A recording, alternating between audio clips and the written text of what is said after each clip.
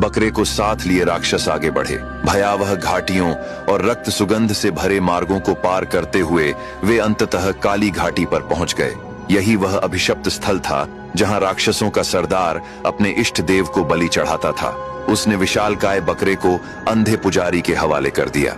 पुजारी की आंखों पर काली पट्टी बंधी थी और उसके होठों से प्राचीन विकृत मंत्र फूट रहे थे। जैसे ही विधि आरंभ हुई, धरती कांप उठी।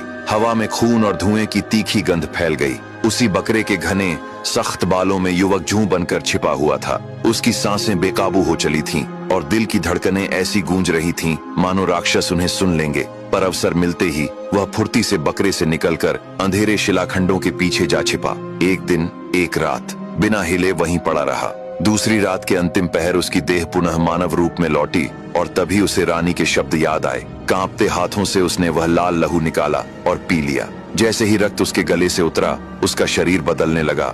नसों में ज्वाला दौड़ पड़ी, आंखें अंधकार में चमक उठीं। अब वह पिशाच बन चुका था। बिना एक क्षण गंवाए वह पूर्व दिशा की ओर निकल पड़ा। 2.5 दिन की कठिन यात्रा के बाद वह पहुंचा कपालिनियों के देश में। धुंध से ढके द्वार पर 2 निशाचरी पहरेदार खड़ी थीं। युवक ने विनम्रता से अपने आने का उद्देश्य बताया। उसे तुरंत महारानी के सामने प्रस्तुत किया गया। महारानी ने उसकी आंखों में झांका और गंभीर स्वर में कहा, तुम्हारा मार्ग रक्त से भरा है, फिर भी तुम रुके नहीं। युवक ने छाया मालिनियों की रानी का संदेश सुनाया और बताया कि वह राक्षस वरुणाग का वध करना चाहता है। महारानी कुछ पल मौन रहीं, फिर बोली, उसके प्राण उसके शरीर में नहीं बल्कि एक तोते में कैद हैं। राक्षस ने अपने ही शरीर से एक स्त्री की रचना की है।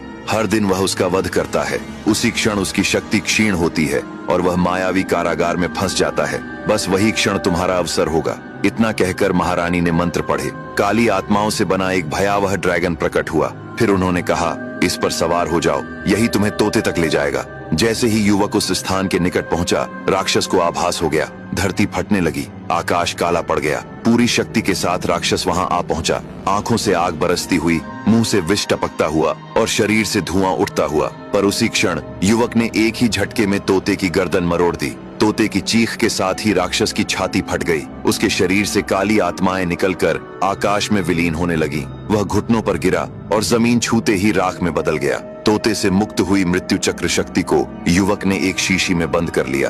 अब आगे की कहानी जानने के लिए देखिए अगला भाग।